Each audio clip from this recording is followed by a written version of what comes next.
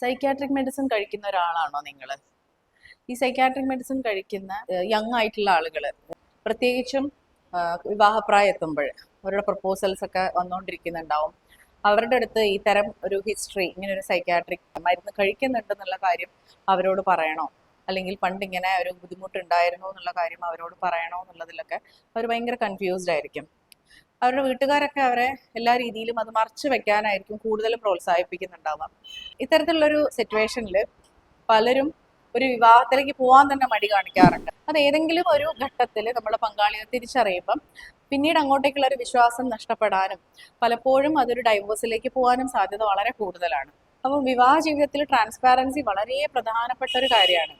കാരണം വിവാഹത്തിന് മുന്നേ തന്നെ നിങ്ങളുടെ എല്ലാ പ്രശ്നങ്ങളും, അത് സൈക്യാട്രിക് ഇഷ്യൂ എന്നൊന്നുമില്ല, അത് കാർഡിയാക് റിലേറ്റഡ് കാര്യങ്ങളാവാം, അല്ലെങ്കിൽ മറ്റ് റിലേഷൻസ് ആവാം. അപ്പം അങ്ങനെ എന്തെങ്കിലും പങ്കാളി തിരിച്ചറിയണം, പങ്കാളി അത് അറിയണം നിർബന്ധമുള്ള കാര്യമാണെങ്കിൽ തീർച്ചയായിട്ടും അദ്ദേഹത്തോട് അത് പങ്കുവെക്കണം.